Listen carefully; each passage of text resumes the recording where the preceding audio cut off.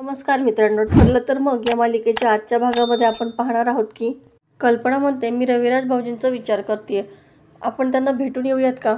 थोडीशी पडती बाजू घेऊ, पण आपण त्यांना भेटून येऊ. म्हणजे ते आपल्याशी नीट बोलतीलच असं नाही, उलट ते जास्त रागावू पण शकतात. पण कमीत कमी आपल्याला तरी समाधान मिळेल की आपण एक प्रयत्न तरी केला होता. प्रताप म्हणतो बरोबर आहे तुझं, आपण जाऊन येऊयात. असंही मला खूप दिवसापासून रविराजशी शांतपणे बोलायचं पण आहे. ते दोघेही रविराजकडे जायला निघतात. सायलीने त्यांचं हे बोलणं ऐकलेलं असतं. ती घाईतच लगेच साखर घेते आणि खोलीमध्ये जाऊन देवापुढे ठेवते. ती देवाला प्रार्थना करते की देवा, कळत न कळतपणे ही नाती माझ्यामुळे दुरावली गेली आहेत, पण ही नाती पुन्हा एकत्र येऊ देत, पूर्वीसारखी होऊ देत. आता इकडे प्रतिमा बागेतून फुलं आणते आणि फ्लॉवर पॉटमध्ये छान सजवून ठेवते. तन्वी तिला पाहते आणि मनातच म्हणते, माझं लग्न मोडून ही बाई तर खुश आहे, पण माझं आयुष्य असं उद्ध्वस्त करून तुझ्या वाटेला मी अशी फुलं नाही येऊन देणार प्रतिमा, कारण तू माझ्या मार्गातला सगळ्यात मोठा काटा बनली आहेस. प्रतिमा कुंडी सजवून आतमध्ये निघून जाते. तेवढ्या वेळाचा फायदा घेऊन तन्वी लगेच फुलं काढून त्या ठिकाणी काटे असणाऱ्या फांद्या ठेवते. प्रतिमा जेव्हा परत येते तेव्हा फ्लॉवर पॉट पाहून तिला खूपच धक्का बसतो. अगं तन्वी, हे काय? इथं तर मी आत्ता फुलं सजवली होती, गेली कुठे? तन्वी म्हणती, कसली फुलं? इथं तर मगापासून पाहते मी, काटेच आहेत. मी तोच विचार करते की घरामध्ये काटे कुठे आणले? प्रतिमा म्हणते, अगं मी स्वतः बागेतून फुलं आणून तोडली आणि इथं आणून ठेवली, सजवली छान. तन्वी मुद्दामच तिच्या डोक्यामध्ये भरवते की अगं तुझ्या गोळ्यांचा साईड इफेक्ट असेल हा, म्हणून तुझ्या लक्षात राहत नसेल. आता परवाच्या दिवशी बघ ना, तुला असं वाटलं की तू उपीट केलंस, पण तसं तू केलंच नव्हतंस. तसंच तुला आताही वाटतंय की तू फुलं ठेवली होतीस, पण तशी फुलं नव्हतीच. प्रतिमा खूपच भांबावून जाते आणि अगं मी भानावर होते, मला सगळं आठवते, असं ती वारंवार बोलत असते. पण तन्वी मुद्दामच म्हणते, अगं आपण ना तुझं चांगलं चेकअप करून घेऊयात. तुझ्या ब्रेनमध्ये काही प्रॉब्लेम असेल तर आपल्याला कळायला हवं ना. आधीच तू मागचं सगळं विसरलीस आणि आत्ताही काही लक्षात राहिलं नाही तर मग. तन्वीच्या बोलण्याने प्रतिमा खूपच घाबरते. तितक्यात कल्पना आणि प्रताप तिथे येतात. प्रताप म्हणतो, सॉरी आम्ही न कळवता आलो, पण खरं तर आम्हाला रविराजशी बोलायचं होतं. प्रतिमा म्हणते, ते तर आत्ताच बाहेर गेलेत आणि कधी येतील हेही सांगता येणार नाही. तन्वी लगेचच प्रतिमा कशी विसरभोळी आहे हे दाखवण्याचा प्रयत्न करू लागते. अगं आई, तू बाबांना फोन कर ना. हल्ली ना आईला असं काही पटकन सुचतच नाही. तन्वीच्या अशा या बोलण्याने प्रतिमा मनोमन खूपच खचत जाते. प्रतिमा रविराजला फोन करून सांगते की इथे कल्पना आणि प्रताप आलेत खास तुम्हाला भेटायसाठी. रविराज तिकडून फोन ठेवून देतो. प्रतिमा सांगते की यांना थोडंसं काम आहे. प्रताप म्हणतो की प्रतिमा, तू अजिबात सारवा करू नकोस. रविराज काय बोलला असेल याची कल्पना आहे आम्हाला. त्याला आमचं तोंड बघायची सुद्धा इच्छा नसेल, हो ना? तन्वी म्हणते की मामा तू जास्त विचार करू नकोस. आणि काय गाई, मामा मामी आलेत आणि तू साधी कॉफी पण विचारली नाहीस त्यांना. आता हेही लक्षात राहत नाही का तुझ्या? बरं थांब, मीच कॉफी करून आणते. काय आहे ना, मामा मामी पहिल्यांदा घरी आलेत खूप दिवसानंतर. चुकून त्यांच्या कॉफीमध्ये चहाऐवजी मीठ नको पडायला. काय आहे ना, आज तिला फुलं आणायची होती तर त्याच्याऐवजी ती काटेरी फांद्या घेऊन आली. अगं परवा तर हिने उपीट. तेव्हा लगेचच प्रतिमा मध्येच बोलते, अगं मी विचारणारच होते, पण ते आत्ताच आलेत ना, म्हणून मी विचारलं नाही. तन्वी आत निघून जाते. प्रताप विचारतो, अगं तू गोळ्या व्यवस्थित घेतेस ना? प्रतिमा म्हणते, अरे खरं तर मला काहीच होत नाहीये, मी गोळ्याही व्यवस्थित घेते, पण हल्ली ना मी असं विसरत चालली. कल्पना म्हणते, असू देत गं, इतक्या महिन्यामध्ये तुझी किती छान प्रगती झाली आहे. आता हे विसरणं सुद्धा हळूहळू निघून जाईल. आता इकडे जोशी अर्जुनला म्हणतो की मी असं मैपत साहेबांपासून किती दिवस लपणार आहे. त्यांची माणसं मला शोधतायत, मी त्यांचे फोन सुद्धा उचलत नाहीये. अर्जुन म्हणतो, तू त्याचे कॉल का घेत नाहीयेस? जोशी म्हणतो, अहो असं काय करताय? आश्रम मर्डर केस मी तुमच्याकडे दिली, हे मैपतला सांगायचं नाही ना? अर्जुन म्हणतो, नाहीच सांगायचंय, पण त्यासाठी फोन तर उचलायला हवा ना. मी तुला हे सांगितलं होतं की त्याला संशय येईल असं काहीही वागू नको, त्याच्याशी बोलायचं नाही, फोन करायचं नाही, असं सांगितलं होतं का मी तुला? आत्ताच्या आत्ता मैपतला फोन कर, त्याच्या फोनची वाट पाहू नकोस. आणि तू इतके दिवस त्याचा फोन का नाही घेतला याचं काहीतरी खोटं नाटं कारण सांगून दे.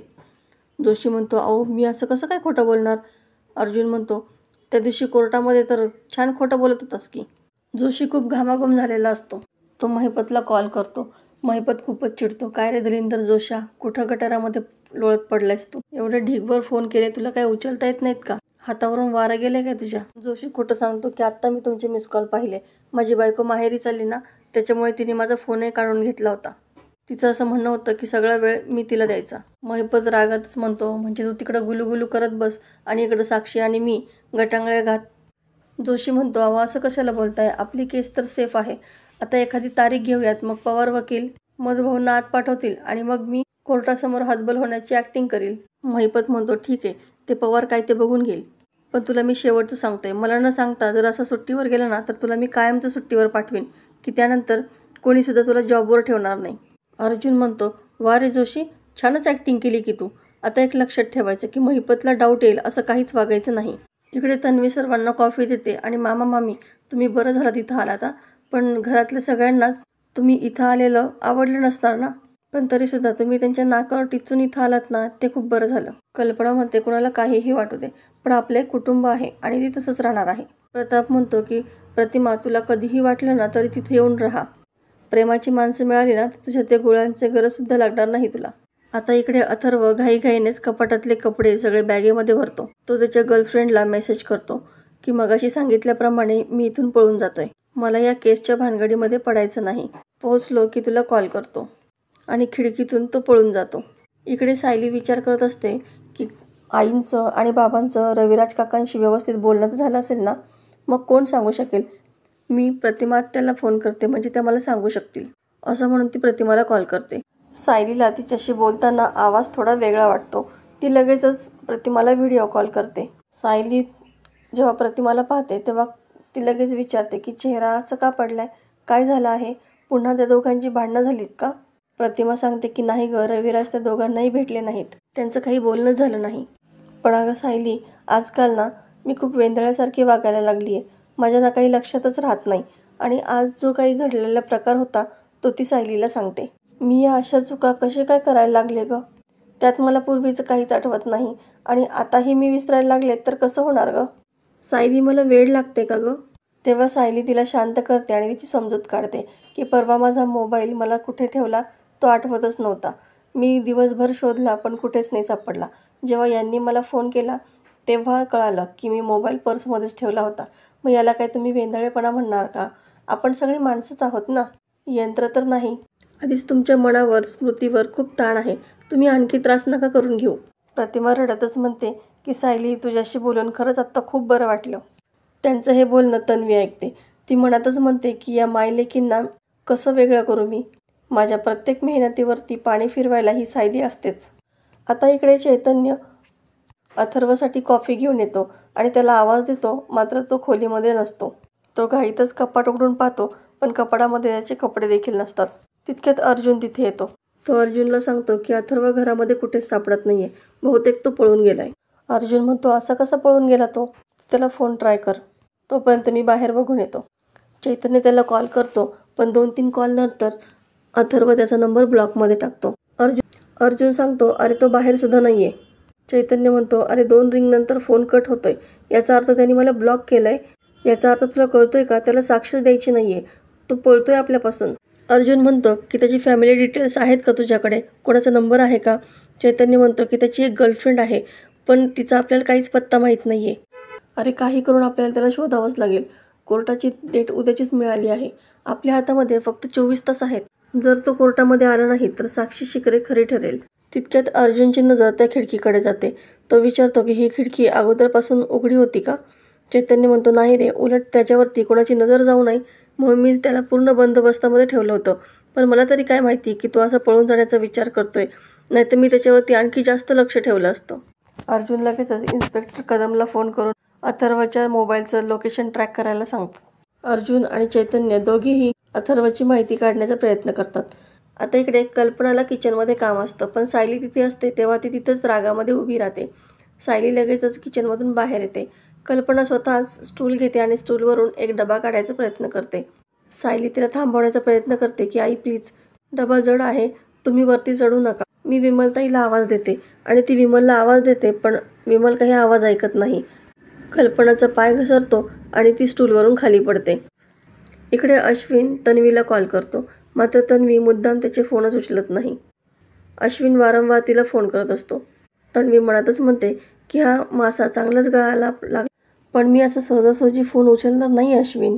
थोडा दुरावा तर यायलाच पाहिजे ना, तरच आपल्यातलं प्रेम वाढेल आणि मग मी सुपरफास्ट स्पीडने सुभेदारांच्या घरामध्ये शिरेल. आता इकडे अश्विन खूपच चिंतेमध्ये असतो.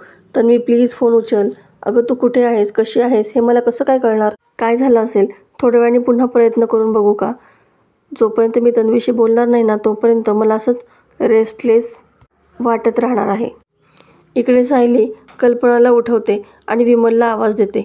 विमल पण घाबरते. वहिनी अशा कशा पडलात तुम्ही? कल्पना म्हणते की मला आधी हात देऊन उठव आणि माझ्या खोलीमध्ये घेऊन चल. ती वारंवार सायलीचा हात झटकून टाकत असते. कल्पनाला काही चालता येत नाही. सायली म्हणते अहो पण इतक्या जिन्याच्या पायऱ्या चढून तुम्ही वर कशा जाणार? कल्पना म्हणते की विमल अशाही पूर्ण आजी घरामध्ये नाही आहेत. तू मला त्यांच्या खोलीमध्ये घेऊन चल. बहुतेक माझा पाय मुरगळला वाटतो. सायली म्हणते की ठीक आहे, मी लगेचच तुमच्यासाठी लेप करून आणते. कल्पना चिडूनच म्हणते तू काय डॉक्टर आहेस का? काय असेल ते ठरवू दे ना त्यांना. विमल लगेच अश्विनला फोन करून सांग की काय लावायचं आहे त्याच्यावरती विचार त्याला. सायलीला मनातून खूपच वाईट वाटत असतं. तर मित्रांनो, येणाऱ्या भागामध्ये आपल्याला पाहायला मिळणार आहे की चैतन्य सांगतो की इन्स्पेक्टर कदमांचा मेसेज आलाय की त्यांना अथर्व विचारेचा कॉल ट्रेस नाही करता आला, पण त्याचे मेसेजचे डिटेल्स आणि कॉल लॉग्स मिळालेत. तेव्हा चैतन्य अर्जुनला मेसेज वाचून दाखवतो. अथर्वने त्याच्या गर्लफ्रेंडला मेसेज केलेला असतो की संधी मिळाली की मी ॲडव्होकेट गडकरींच्या घरून निघतो. थोडे दिवस रत्नागिरीला मामाकडे जाऊन लपेल. अर्जुन म्हणतो की म्हणजे तो रत्नागिरीला जायला निघालाय. आता दोघेही त्याला शोधण्यासाठी निघतात. तर मित्रांनो, आजचा हा एपिसोड तुम्हाला कसा वाटला हे कमेंटमध्ये सांगायला विसरू नका. अशाच नवनवीन व्हिडिओ अपडेटसाठी चॅनलला सबस्क्राईब करा. नोटिफिकेशनसाठी बेल आयकॉन अवश्य दाबा. व्हिडिओ पाहिल्याबद्दल धन्यवाद.